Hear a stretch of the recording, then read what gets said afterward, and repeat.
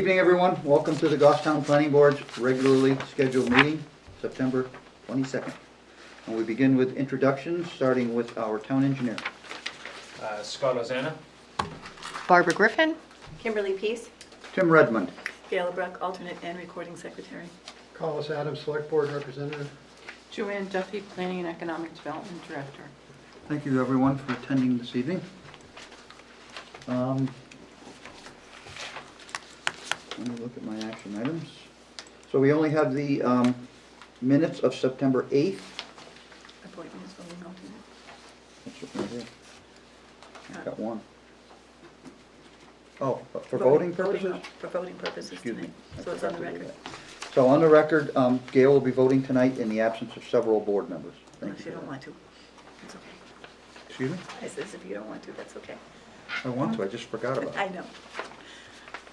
I'm glad you reminded me. I did what Okay. Tim did. I looked, we're doing an alternate appointment. I thought we were doing an appointment for an alternate member. That's what I understood. re-looked at the, We're waiting for our esteemed member Phil to sit down. Oh, he's here. Thank you.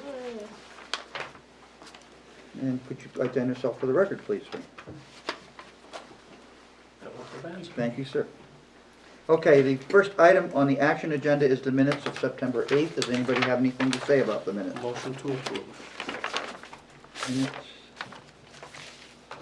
second. Phil, Barbara. Does anybody have any corrections or changes for the minutes as presented? So seeing none, any discussion on the motion? All those in favor say aye. Aye. Aye. Opposed? Abstentions? Motion Abstain. passes. It's not here. One abstention for Collis for not being there. But the only action item, Joanne, that I've got the correct, wait a minute, you got another No, plan there's over here. another one that came in. Yeah, there's one. All right, so this is on the amended one. This number 2 is a recommendation needed for variance request for USA Insulation of Southern New Hampshire, Rockland Avenue, Woodbine Street, Paper Road. We talked about this at a prior meeting, I remember. So what, Joanne, I could you? don't think so. I don't remember It's this. the paper road issue Wait a is the minute, club. the applicant for the Circle National described this situation as part of the Oh, request okay. to use the rear of the property. So we did have this, not discussed formally, but presented as something. So, Joanne, could you tell us what this is about? Sure. So this is an application for the zoning board that they will be going to at the next meeting. And currently, this is on Rockland Avenue, directly across from the Cumberland Farms gas station. And it used to be the former site of, what was his name? The man that did the, he buried everything. Talking about Darien? Therian. Therian. This was the former site of Therian. So currently, there's a business located in there called USA Insulation of Southern New Hampshire. And they own both lots. They're two separate lots. One has the frontage along Rockland. The one behind has no frontage. It's landlocked. So the first lot, the one in the front on Rockland, is zoned, I believe it's commercial, and the one behind is residential, residential 2. So they're going before the zoning board to see if they could get a variance to conduct the business in the residential 2 zone. But then the problem came up about Woodbine. It's a paper street. And the town voted, back in the 90s, the selectmen voted to retain 300 feet of Woodbine because of those parcels in the back of the area there. They're all landlocked. So they thought it would be a good idea to keep that open in case there were ever to be a street there. So he also would need to apply for a special exception to actually develop a lot with no frontage. So it's here before you tonight to see if you have any comments to relay to the Zoning Board of Adjustment. So you're saying that the properties at the end of Woodbine are the properties that might be asked to be developed without frontage, is that what you're saying? Well, this was back in the 90s, the reason that the selectmen retained this road rather than just providing, you know, when you just, what is it called? You extinguish a Abandoned. paper street, usually They half did not have goes a to formal one. abandonment hearing though. No, not that portion. They retained the first 300 feet, and then the portion back here is still a paper street. So, So what is These the first people- 300 feet at this point right now? Is that a town-maintained road? they don't maintain it. It's It's a Class 6 road. just a class 6, and the people on both sides use it in order to access their property. There's trucks back there, and so that has to get straightened out once he comes in for the, so he'll need a site plan for this building. But for now, he's just trying to be allowed to build the building in the residential zone, as well as being able to develop a property that has no frontage. So this is not for a pre-existing building in a residential zone. This is for, to No, build this- a commercial building in a residential zone. Correct. Now, the other thing he could do, rather than ask for the special exception, he could merge the two properties into one, so it would be one long piece, and it lot 34, and then he would have the frontage along Rockland. And what So- is that lot you're pointing to, the one that's on Rockland? Is that a commercial lot or a residential lot? This is commercial. This is, I don't know if you can all see this. This is commercial, this is residential here. and It's this is commercial Woodbine. with, doesn't it have an apartment building on it? The commercial. Yeah, the Yes, commercial is an apartment building. There's a business, the back building is a business for his insulation company, and the front is apartments. So the one-story garage is the business, he operates a business out of? Yes. Okay, because I remember the people from the apartment house came in to talk to us when Cumberland's was getting rid of the, whatever it is on the gas The pumps. canopy. Yeah, the canopy, Right. yeah. Okay, So this would be a brand-new building in the back. And they're, There's- and the select board, the zoning board adjustment is asking for, or the select board is asking for comment? The zoning board. Zoning board. Barbara? Joanne, can you refresh my memory as to the decision that came from the Housing Board of Appeals that made the comment on a procedure where we had comments from the planning board on something before it went to the zoning board, and whether or not you might be recommending changing that procedure? Yes, that was the Hemley multifamily project that was proposed, and you'll be seeing that one again shortly. But when they did go before the housing board, they, the board itself in their decision recommended that that was kind of an odd not issue, but an odd procedure, because the ZBA is a judicial board. Right. And they didn't feel it was proper for the planning board to actually comment on things that, The court Like stated that- that. not the court, but It's the a Housing Board of Appeals. Housing Board of So if I could have a follow-up. So is this before us tonight under a similar, the Yes. similar provision that Yes. we have rules that say these can come before the planning board for comment, should come before the planning board for comment before going to the ZBA? There is something in our ordinance that says all commercial projects or multifamily shall come before the planning board for comment. You don't have to comment, it's just if you decide to comment, you can. But it's not 100%, you have to comment. So it would need to be consensual comments by the entire board, not individual comments. Correct, yes. For the record. Jim has gone on record saying that the planning board should not really comment. Right. I do recall that, yeah. Yeah. Right, that's why I asked Right, these questions. Because this will be, if he's successful in gaining these approvals, this will be back before the planning board for Yeah, site plan. so I will make a motion to have no comment. I second. Any discussion on the motion? I wonder if we are obligated to point out planning principles to the zoning board of adjustment for their decision-making, not personal comments, but planning goals. Is that appropriate? Well, I would say that there have been Housing Board of Appeals decisions that are sort of dismissive of principles in master plans. I would say the master plans might be required by statute, but they don't appear to be being given much weight by the Housing Board of Appeals. And I would be more inclined to think if we were prepared to do particular findings of fact, but without having been presented anything in particular, I think anything we would do a finding of fact would be apparent to the ZBA. For example, Woodbine Street exists. The paper road was not discontinued and retained by the Board of Selectmen. You made a statement that I don't know would be supported by the record, that the Board of Selectmen did that in order to allow access to the back lots that had no frontage. I don't know That whether. was actually in the record, it was a suggestion back from Andre Garin when he was. So it's in the planner. record? Okay, so that's in the record, but all of that would be available to the zoning board in their discussion, right? We don't have any particular knowledge of Right, those. but the zoning board usually, they don't do their own research. They go by whatever the applicant provides them. Okay, that would bring me to where are we on a zoning code enforcement officer? Because there should be research being done for the zoning board, but that's probably another discussion. Derek is filling in for that position right now.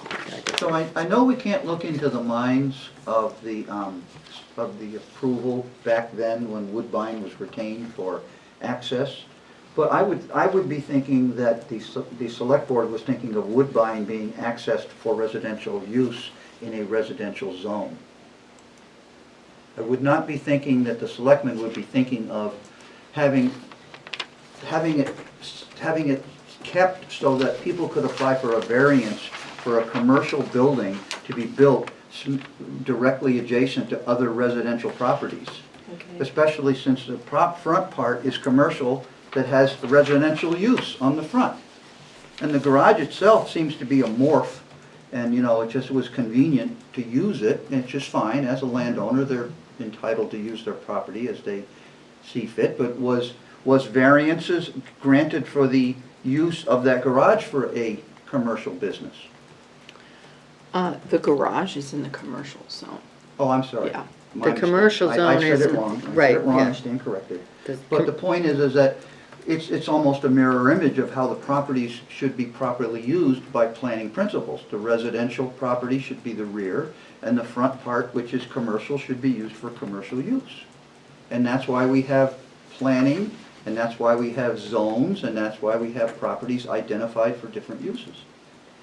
So for the planning board to make no comment on a variance that would be plunking a commercial building on a residential lot amongst other residential properties, in my opinion, is bad planning.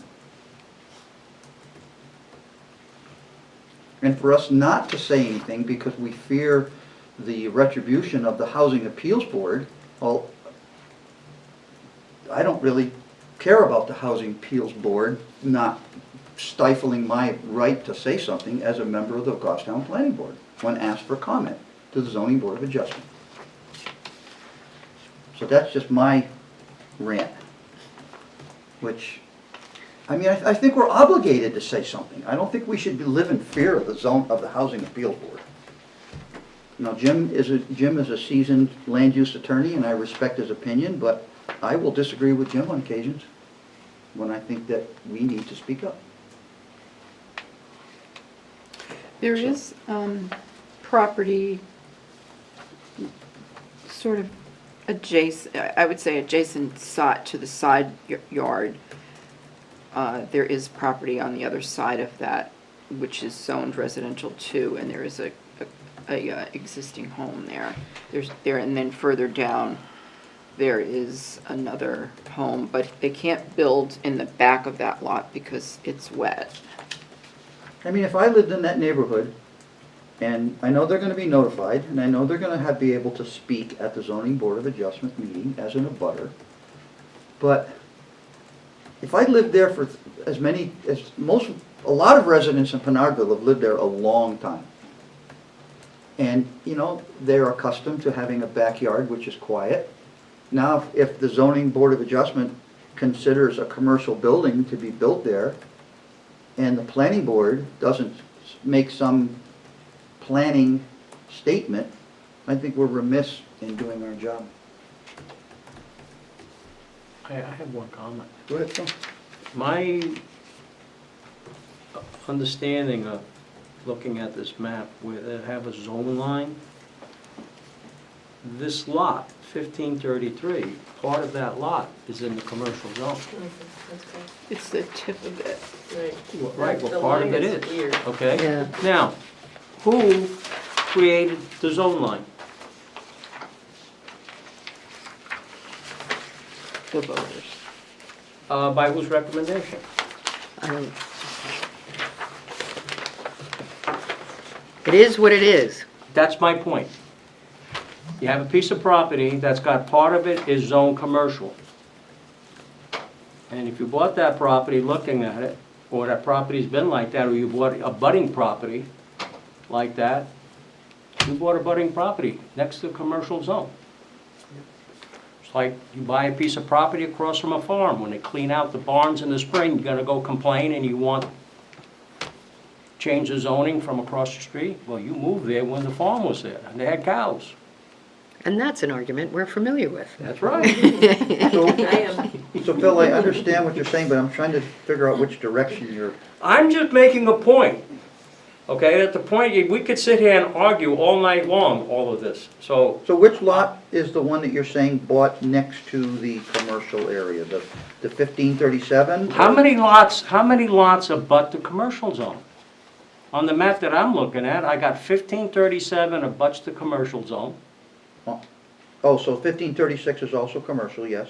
1533, part of it, the one that we're talking about, part of the lot is commercial. I think Phil is just pointing out that there are arguments on all sides of this Right. issue. Just like you can get any attorney to argue anything you want. I- Just pay his fee. I think Tim points out good planning principles. I think that they are somewhat obvious by virtue of the zoning lines. But I think, as we have just had demonstrated, to get a consensus on the board on any statement would be difficult. So the motion, is there any other discussion on the motion? Otherwise, I'm gonna call for a vote. The motion was no comment.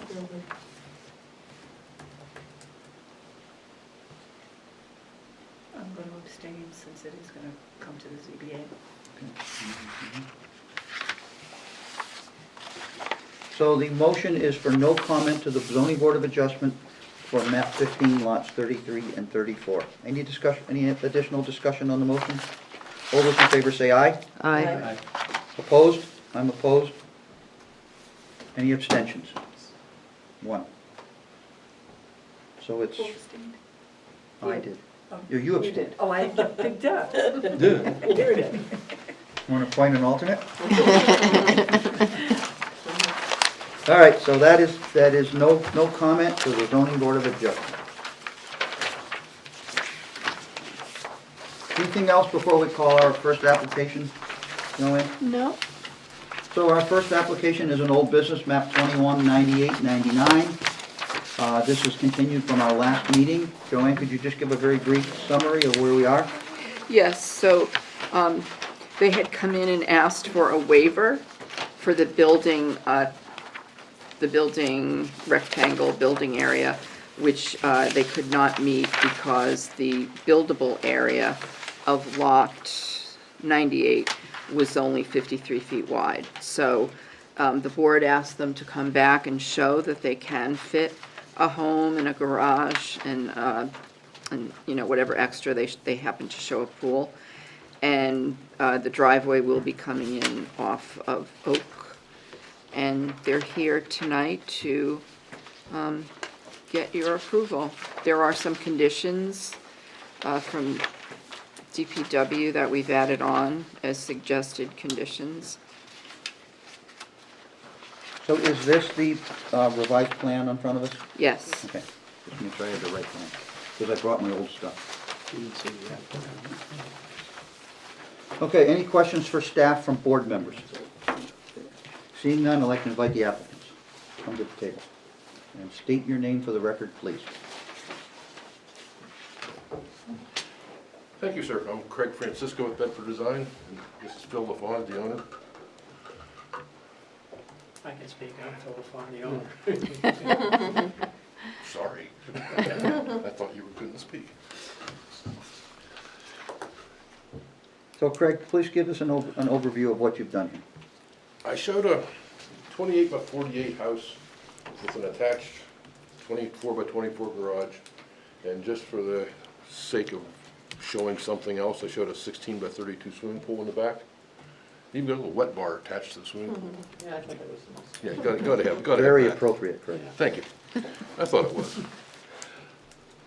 Personally, if I was gonna build there and live there, I'd probably flip the house and make the front towards Oak and put a 8-foot high privacy fence up along Mass Road if it was me living there.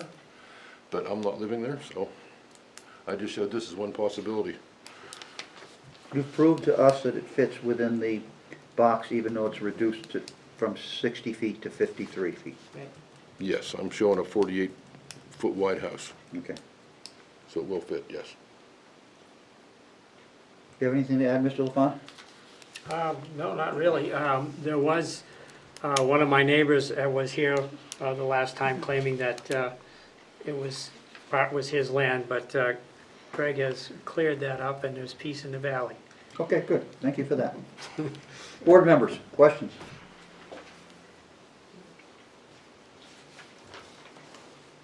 Told you, I'm not quite 10 after 7.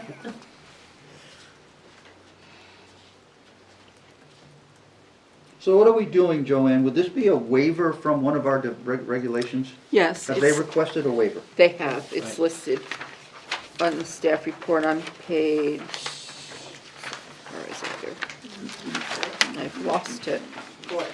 page 4. Waiver of development regulations 6.c.2. Requirement to provide a 60 by 70 buildable rectangle. You guys know. So we're not going to act on anything until I do a public hearing, but is there any discussion on the waivers from board members before we move to our next step? All right. Any other questions for the, excuse me, for the applicant or the owner before we open a public hearing? Okay, you can stay where you are. So at this point in time, I'm going to open the public hearing. And if anybody wishes to speak regarding this application, now's the time to step forward. Okay, there's no one here to speak, so I will close the public hearing. Board members. Can we We approve have- with we have- conditions we have and to the dis- waiver, or do we have to do We the have waiver to, separate? we have to address the waiver before we can address the application. Make a motion that we approve the waiver of regulation 6.c.2 as the applicant has proven that the site is buildable per the plan provided. Second.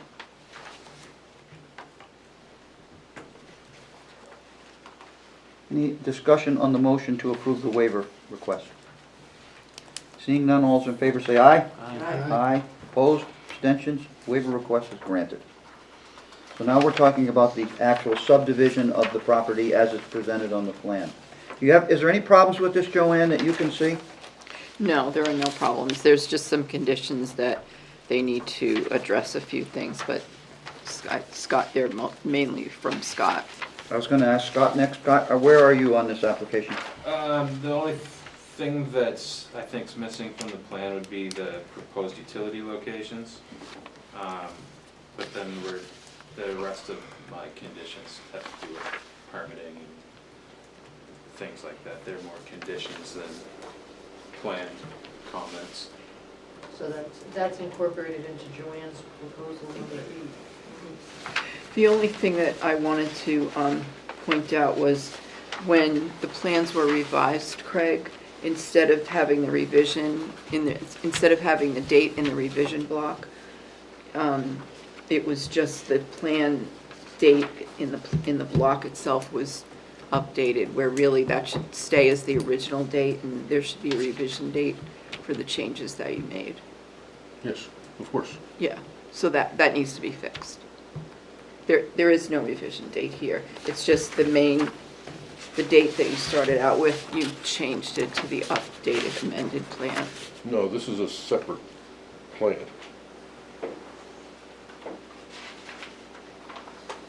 I do not. revise this plan.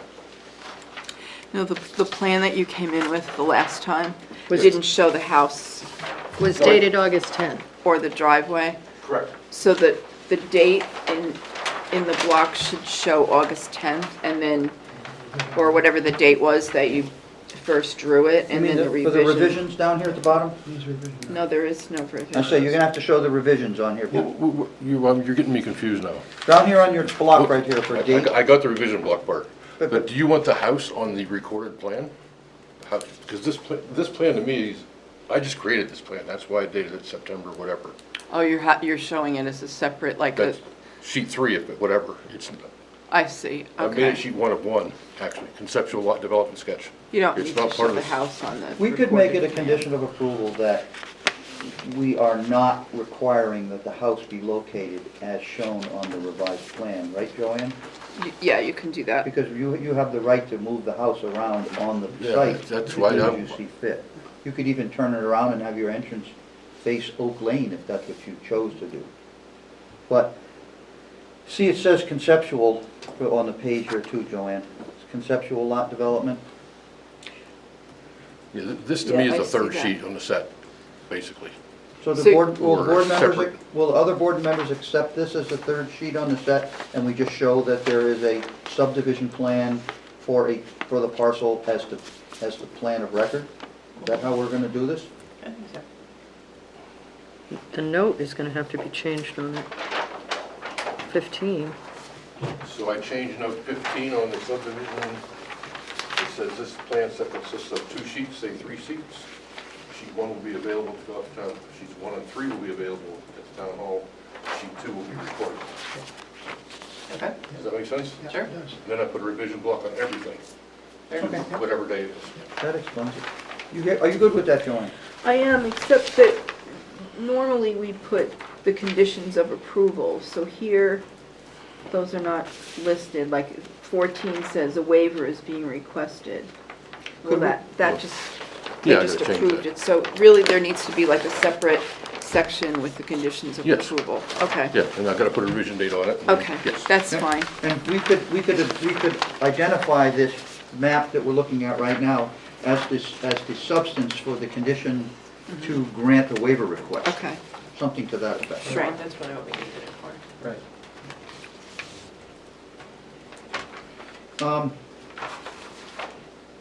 Scott, this piece of Mast Road that they want to have for the front, where the front walkway wants to be proposed, has that been rebuilt in recent times? Is that road under moratorium?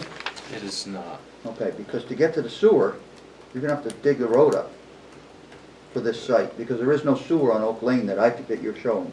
There's no sewer that I can see that you're showing. So you're gonna have to access the sewer line in Mast Road, which is a fairly major undertaking, and if it was a moratorium road, It's there are a definite- whole it's set of definitely provisions not, that go yeah. with a moratorium road. And I'm speaking to that as if they had just rebuilt the road and they had just repaved it. There's like a 5-year, I believe, moratorium on cutting the pavement. That sounds right. I think It it's a is. 5-year moratorium on cutting the pavement.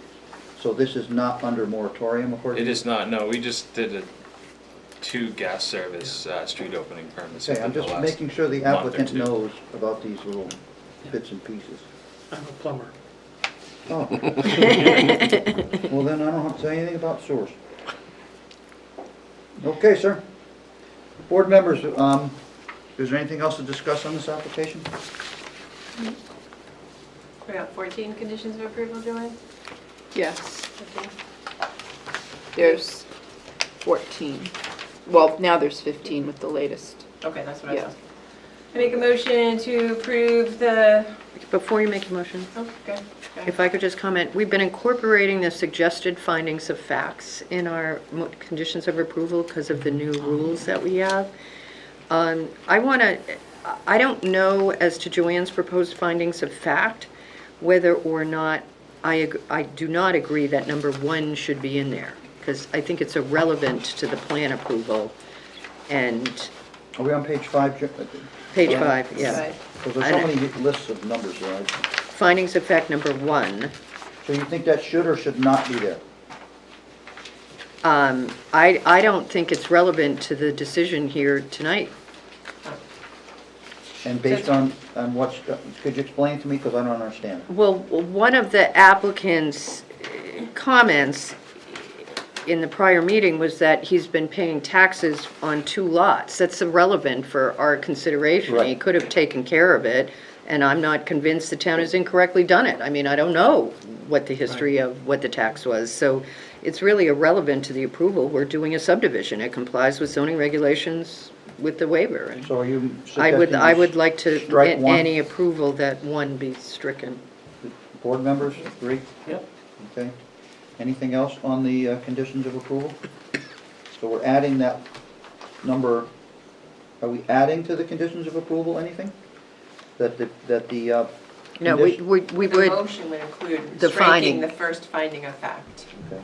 Are we going to find a condition that the conceptual plan is to satisfy the waiver request?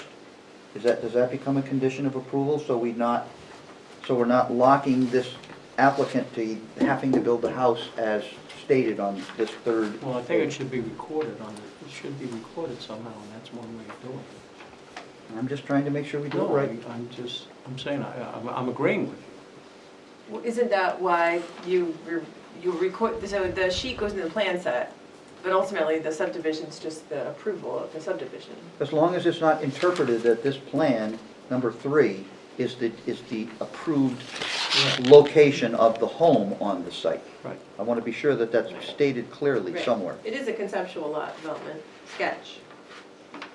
And as such, should we add a condition that states the conceptual lot development sketch was provided for the waivers, for the Correct. purposes of That way it's addressing the clear. waiver? That's where it's Sure. clear. If somebody 15 years from now looks at it, they know why.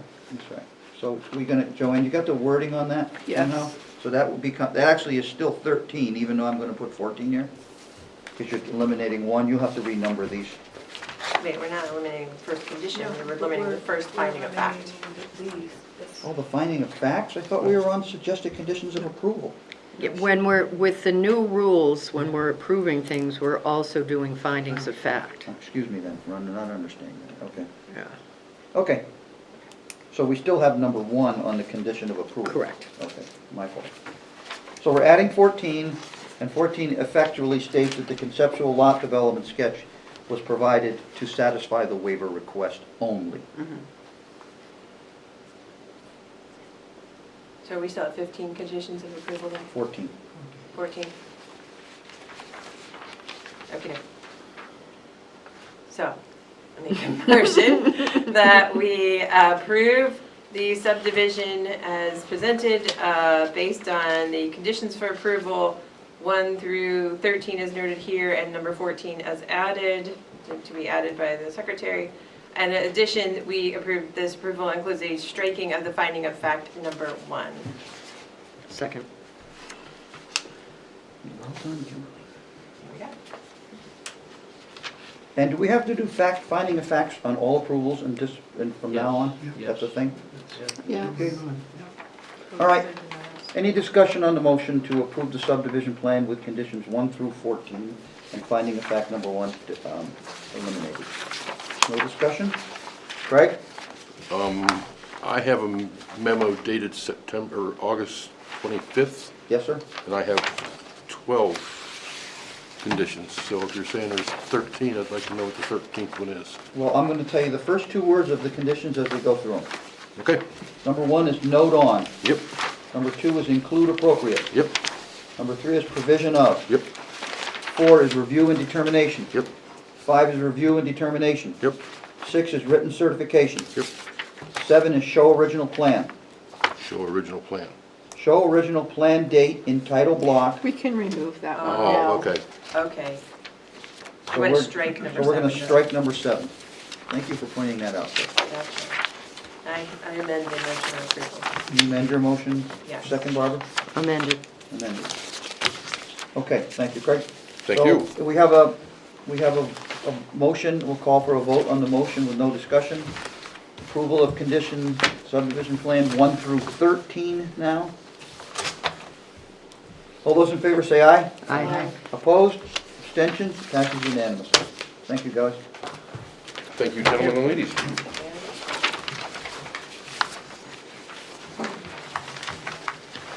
you need Right, to board say members? where though. Now I gotta run to where. Oh, It's not that far. watch out for the cops up by the, Oh, Cold thanks. Spring. That's it. I will, thanks.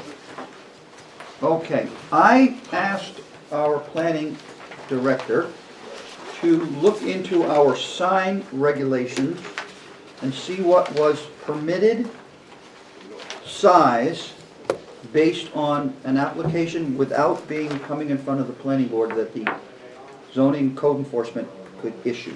So what is the sign, Joanne, what was your findings on that? Well, I gave you my copy. Oh, But then I'll give it that's- back to you. No, that's okay. The issue, the permit was issued by the town administrator, and on the permit itself, he quoted the section of the zoning ordinance. So just to be clear for the record, for anybody listening, we're talking about the sign at the new car wash on Mast Road, Yes, which a thank you. couple Because of us have raised issues in regards to what's going on, so we've asked the planning director to sort of look into things. And what zone is that, Joanne? That's the CIFZ zone. CIFZ, okay. So maximum sign per side is 65 square feet. And you're looking at the freestanding, correct? It is a freestanding sign. Yes, So 65 square feet per side. per side. So I guess someone has to go down and physically measure the sign down there and see if it does not exceed 65 square feet. Because what I'm seeing is there's a freestanding sign at the top of the post, which identifies it as the car wash. And under it, there's a message board that is a certain square footage that provides a changing message. There's a picture of it in there for, which was part of his application. I'm looking. So we're concerned the sign is too big? There's another concern with it. So they're stating that the top part is 32 square feet and the lower is 32 square feet, for a total of 64. And they're 1 foot under the requirement? That's their statement? Mhm. Okay. Now, did anyone go out and measure the sign after it was installed? I don't know, I'd have to Well, I ask think that Darren. would be an appropriate action to satisfy our question. Would you not agree? I think that does need to be answered, because frankly, and it may be because of the way the signs are depicted, if you were to tell me those two signs are the same size, I wouldn't have believed it. It's funny, just the visual of it. To me, the car wash sign looks smaller than Right. the other one, when Yeah, I they- look at it just in a, They When don't I'm look looking to at be it the driving same by. size, but like I said, it could be because of what they have displayed on it, and you're just driving. So I'm going to request formally that you ask the zoning code officer to go out and confirm that the sign's square footage matches the plan that was submitted in the application. When you're done writing, I have another thing to ask you. I don't want to interrupt you.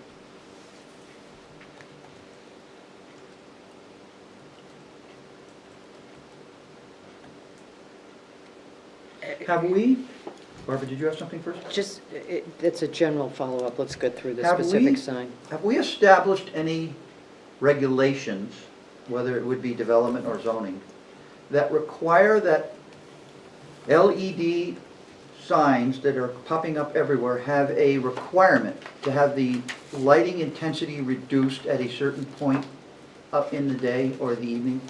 I think we talked about this on a prior application. We have a sign that's a requirement on, but I don't know which one it is, I but can't I remember know which one that it was. we have that requirement on one It's sign. possible. On one side? At least one sign. It's possibly the place next to Magoo's, because that was a sign that Oh, Pro talked about landscaping. landscape, That was one of pro them. landscape, possibly. And Or it- possibly the garden center across from Urban. the Irving, because I don't those remember are the two LED discussion. signs I remember discussion.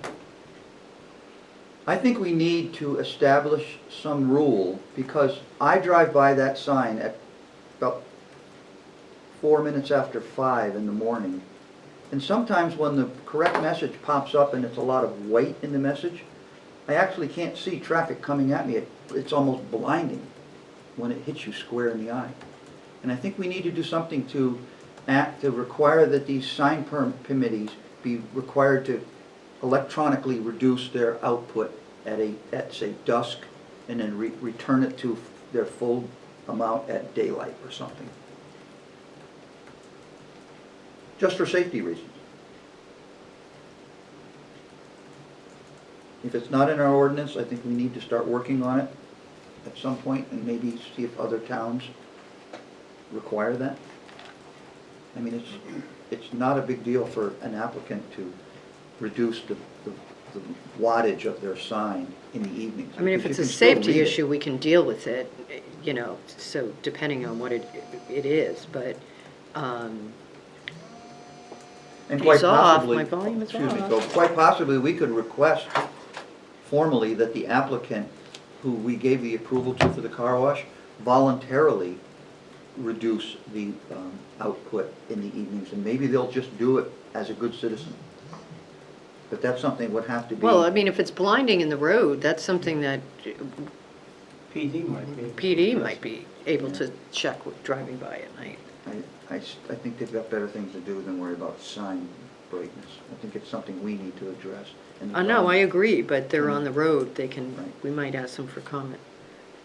I have a follow-up on that sign. As to, we have a regulation as to how quickly the sign can change, correct? We do, and they have received an email from the town administrator, I think he sent it out yesterday, telling them that they needed to adjust it to conform to the regulations. And he also, Too fast. yeah, it Oh, was yeah. too fast. He also sent reminders to Pro Landscaping and Jacques Flowers, because someone had said that those were going a little too fast as well. Better check the park and recreation sign then, too.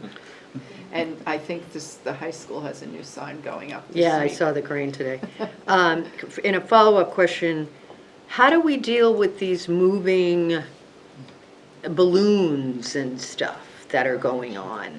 We're talking about the message board changing, but now they're sort of getting around that by having these, 14-foot balloons that are air, and they wiggle like a snake in the air. I think there's something in the ordinance that addresses. but the sign board has got these, balloons flying across it. Oh, I thought you meant the kind that No, are on no, the edge of the road that are they're blown on up. the signboard, On the board I itself. thought we have language in the ordinance Yeah. that says they can't. right. But then we had it for a while, and then someone came in and we changed it, or the voters changed it to, or wasn't it, you couldn't change it more than once a day, and then the voters changed it to something different? Yeah, once a minute. Something like that, it was, It was a they really drastic couldn't change. blink, yes, it was a change.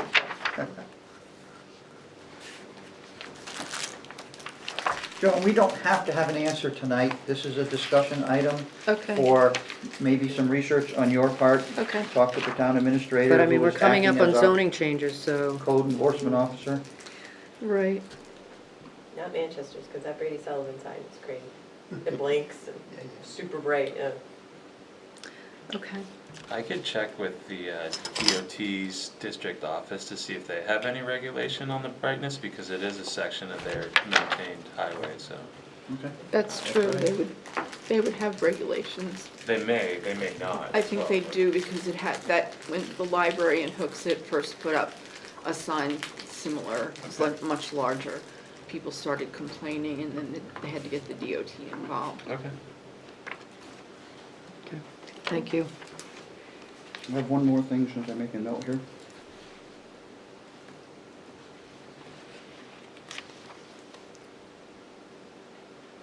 Joanne called me, I believe, yesterday, to ask me what I thought about the new condos on Angel Point putting up a privacy fence the entire length of Route 114 inside and intermingled with the plantings that are their screening. And I told Joanne that I did not believe that it was a material change to the plan, because anybody can put up a fence on their property that wants to put up a fence. But I did tell her that did not relieve them of the responsibility of maintaining the plantings, because that was a condition of approval on the site plan. Now, board members, did anyone concur that I gave the correct assessment, or does anyone have, other than a different opinion, that we should be relaying to the people down there? I felt that they're not changing anything, they're actually adding screening, It doesn't affect anything to do with the site. It's not in the DOT right-of-way. The DOT came out and checked it. And as a matter of fact, there was some discussion, maybe Scott was privy to it, I don't know, that one or two of the trees have to be removed for sightline issues. One tree, yeah. What are they doing with it? They're gonna pull it back. Pull back. That's all they're gonna do, yeah. I think it's one of the only ones that's still green, so. So- So bad it's gotta be moved. So board members, was I correct in my assumption that people can put up a fence on their property without coming back to the planning board and asking for an approval to put up a privacy fence? It's a 6-foot-high white vinyl. It's pretty for a fence. And the residents that either live there now or have purchased have requested it. Of course they did. I see them sitting out on their little patios trying to have their afternoon coffee, and all there is dump trucks and It's cars. very going by. loud out there. If you don't realize it when you're in your car, but we were out there for quite a while yesterday, and it was like you could barely hear each other. Well, they're lucky that he's responding, because when you move in next to an airport, you don't complain about the airplanes.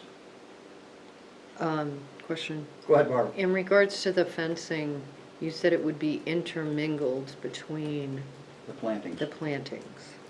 So I guess I have a question, because we would have, one of our conditions is that the plantings be maintained. Yes. So if the plantings are on the other side of a privacy fence, we would have no say or interest in whether or not those shrubs are maintained, because Fair statement. it would be an issue for the condo association and the homeowner. Well, actually, the homeowner doesn't own those trees, they're part of the entire parcel. For the condo association and the owner would make a complaint to the condo association, I want more trees, I want less trees.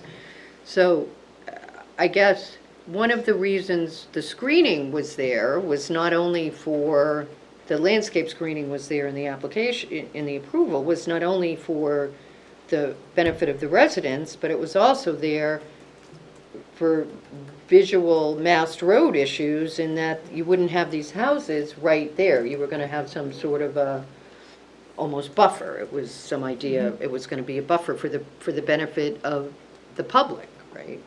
So if we're going to have a fence that's intermingled, how exactly are we going to be dealing with this landscape issue? I'm not saying I have any issues with the fence, but I don't want to have a plan that has half of the shrubs on the other side of the fence and the shrub police going, let me see the Actually, other side of the fence. I concur with what you're saying, Barbara. Maybe we should require them to move any plants that are gonna be on the inside of the fence to the outside of the fence and be replanted, so that they may not be in the original locations according to the plan, but at least they will be viewed and be able to be maintained so that we know that they're there. Bill? All this discussion that's going on just makes me very hesitant without at least seeing some kind of a sketch as to, because when you discuss or mention intermingle, each one of us in our mind has a different thought of what intermingle is. The angle of the fences, what way they are, the spacing between them, are they all going to be the same? Are there going to be 3 over here, 1 here, 2 here? How is it going to be? And everybody on TV's probably got their own perception of what it is. So my concern is that this is so close to the road, and I guess with this, what in that zone, what is the setback, normal setback? So the setback that they're using. No, is- not they're using, in that zone, what would They're normally... using a commercial setback, because 25 that's feet. the zone it is. My It's point. commercial. And it's not a commercial. Okay, so that's what makes me more skeptical of it, because everybody drives through that. Everybody in town at one point or another takes Mass Road rather than the back road, and they go by that, and the amount of traffic that goes by there, and it just looks like the planning board in Goffstown, what the heck did they do? Why do they allow this? And I just don't want it to get worse than it already is. I get a lot of comments about how close it is to the road. I've already spoken with Kim. Well, they've already started putting the posts up, so we're either gonna stop them now and bring them in. Because you called me and I went home that way that night and there was 14 posts on the ground already, kind of all leaning in odd directions. They're still They're like all that. exactly the way they were because it rained today. Yeah. So if we're gonna make a decision to do something, we need to tell Joanne tonight. Please, Kimberly. I feel like we need to see a site plan. I'm trying to think in my head, if this came in before us with the fence on it, I agree with Phil. People are commenting on this. It's super close to the road. It's going to change the visual. Because looking at a plain white fence, I mean, the houses aren't changed, those condos aren't changed. But now we're just going to see this big long stretch of white fence. So if we had this in front of us, I think I would be pushing for more landscape plantings to hide a solid white stretch of fence on one of the main corridors in our town. And we don't have any chance to discuss that now because what you're suggesting is it's a non-material change, and so we don't have any chance to actually debate this with the applicant in front of us. We're just having this internal discussion. And that bothers me. Out of all the effort that we do to plan things, this is a very obvious, evident, you know, I just think it should have been on the plans, or I don't think that, I guess I don't think it's an immaterial change. I think I'd like to see a plan, and I'd like us to discuss it. I think it should be on the plans as well. That way it takes away the uncertainty of what intermingling means. So I think you need to make a motion that this is a material change and the applicant has to come back in with a plan showing the fence. I will make that I'd motion. be okay with that. So you make a motion?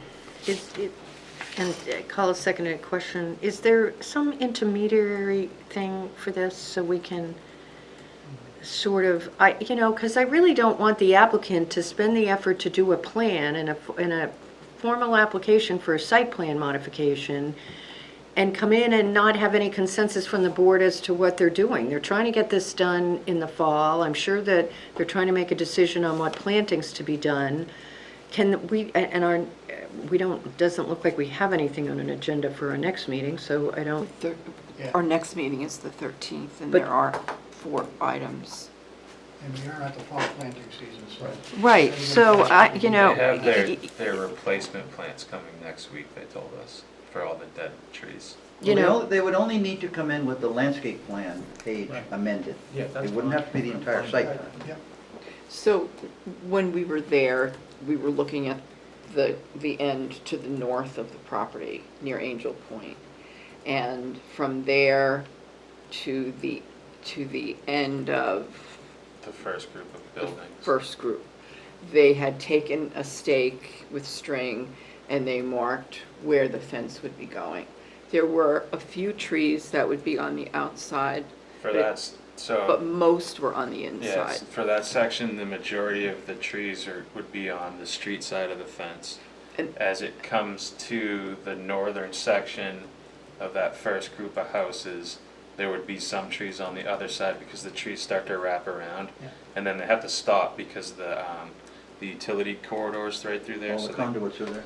And then, as you go south along the rest of the parcel, the evergreens are kind of set further back in the planting area, and those will now be on the house side of the fence, and a lot of the more deciduous ones were gonna be on the street side of the fence. And the fence was gonna run straight, it wasn't gonna do this between trees or anything. The trees are not in a straight line, so that's what we Yeah. mean by meandering. It's Now, not were the those- fence that's meandering, it's the trees. I know Public Works checked the calipers and the numbers. Were those trees on the approved plan shown in a staggered location? Were they Yeah, shown they as were that? all over the place. I mean, they might It be looks off by a better few that feet way. here and there because we didn't pull swing ties to them or anything, because. No, I understand. Um, I agree with Barbara's statement too, because once the plants are on the inside of the fence, they could rip them out and we would never know because the fence is blocking our view of it. And then they wouldn't be on the property. Well, and from a maintenance standpoint, if you're talking about putting a fence up, we always have issues with businesses along Mast Road maintaining any sort of vegetation along Mast Road because of the road maintenance and the winter maintenance.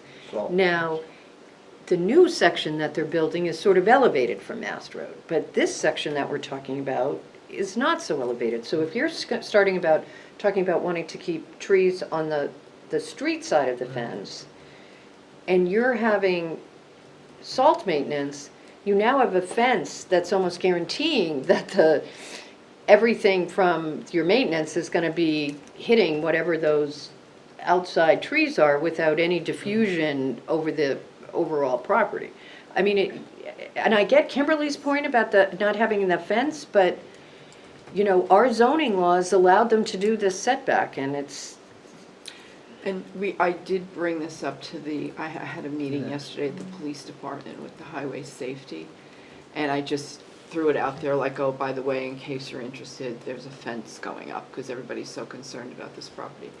And the police chief actually said like, well, that's a great thing, because I see people sitting there, and what happens if somebody loses control of their vehicle and all of a sudden they head right into these people sitting in their little patio there? Well, the fence isn't gonna. Well, it won't, but it may like slow it down, or Not at least it'll much. smash It's just into it. plastic, so. I think we need to revise the Carl? landscaping plan to be specific as to where the location of fence and the landscaping stock is going. Kimberly? That way there's no ands, if, or buts about it. I just feel like as a planning board, we should have seen this on the plan, and I want a plan in front of me so that we can have this discussion with the applicant, because I feel like the reason we have landscaping along Mass Road is to help Mass Road not turn into a constant corridor of development. So if this is going to be, there's difference, I agree with you, Barbara, we should have that landscaping on the outside of the fences. And, you know, Jim would say, we don't design plans. They bring the plans forward and we tell them our comments on it. If it's hard for you to maintain the plans, so what? You wanted to build this close to the road. We're saying you have to have plans, make sure they're alive. If they're gonna get buried by salt every year, you know, that's, I mean, like, we can't have landscaping ordinances and then say, oh, put a fence in front of it. And I know that there's a lot of comment, Phil's right, people are unhappy that we, as this board, let them do this. So let's make sure they do it right. Let's have a plan in front of us. I wouldn't want to see any plants, between I want to see the plants on the outside of the fence, and I want those plants to survive, because that's what our rules say, so. Just in defense of the planning board very briefly, did we grant waivers that let them do anything in there that wasn't in our regulations? I'd have to check, but not that I remember. So anybody that wants to Doesn't say seem that like we it. erred in granting that project, if we follow our own regulations and it's in the regulations, why are we the ones that made the mistake? well, once it got approved and sent back to us, there was really not much we can do. All right. But then I want to clarify, Kimberly, if what you're telling me is that what you expect is all the plants to be on the Mass Road side of the fence, then I think it should be made clear that if they put the fence along the inside of all the plants, they do not have to come back. Because what I'm hearing from the board is, you know, a fence, anybody can put up a 6-foot fence. You don't have to come back in, but this is an approved plan.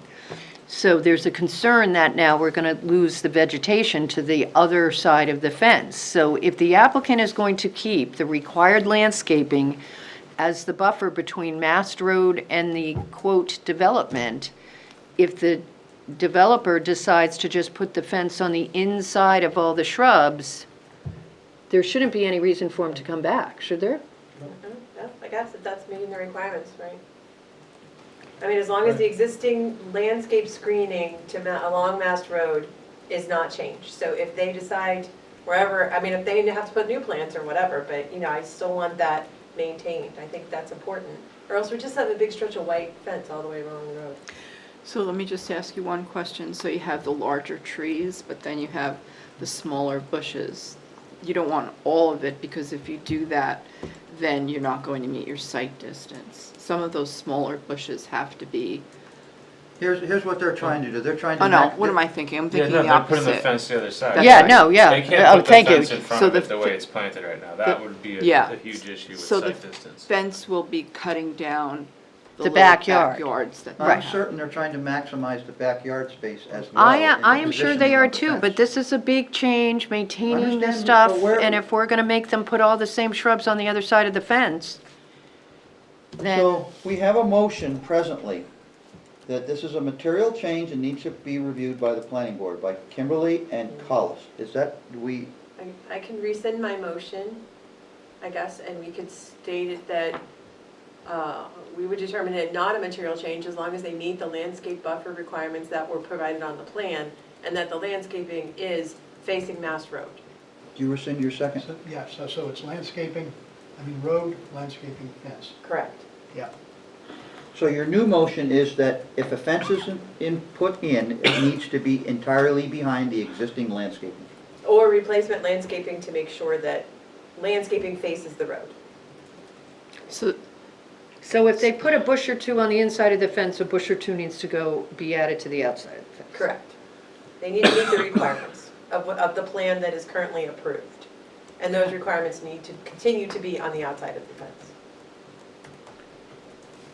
Working with the applicant, I have a feeling that they would go with this. They just want to put the fence in. Well, that's why Sure. that's why I came up with this, because it seems to me, the board is saying you still have to have the landscape buffer, so let's cut to the chase. Right. You keep the landscape buffer, you meet the landscape requirements on the outside of the fence, put your fence up, we don't care what you do on the inside. Yeah. Sure. And if the fence is not a straight line, or whatever they decide to It do with might the have fence, to it's curve their a little to business. do this. I It's think their it's going to business. have to. We are not the straight fence police. Do We fences can't even do the size on a sign, never mind Do keep a fences straight require line. building permits? No. Okay, just wanted to ask.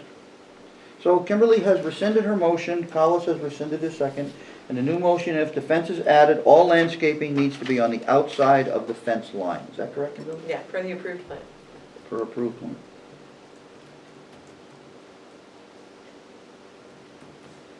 And that is Kimberly, and Collis, did you second that? Yes. Any discussion on the motion? All those in favor say aye.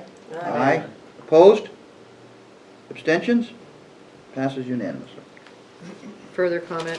Further comment? Joanne, when you talk to them, can you please point out to them that obviously the same issues are going to apply to this second phase? Yeah. And, because I'm Oh, assuming you're yeah. trying to get stuff We've already done. discussed phase 2 for their fence, and they're actually going to use the same landscape architect because it's a lot tighter over there with the way the plantings are in the hill, so they're gonna have their landscape architect move some stuff around with the fence, but now we'll let them know that the fence needs to be on the back side of the They need to outside. present what they want. Yeah, If they want it to Okay. be, wherever they want it to be, Yeah. they have to present it as they decide. We're not telling them how to put it on there. Okay. No, they're not. they're also going to be coming in with a request to bond some items, including the plantings. Okay.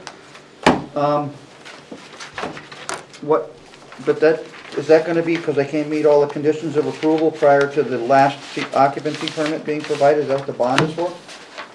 Well, I don't think they know for sure, but in case the project finishes up in the middle of, the cold weather, I see. certain items won't be able to be completed. Well, we'll see, we'll hear from them when we hear from them. Anybody else have anything for this board? Motion to adjourn. Motion to adjourn? Second. Bill? Barbara? Any discussion on the motion? All those in favor say aye. Aye. Aye, opposed, abstentions. Meeting is adjourned. Thank you, GTV.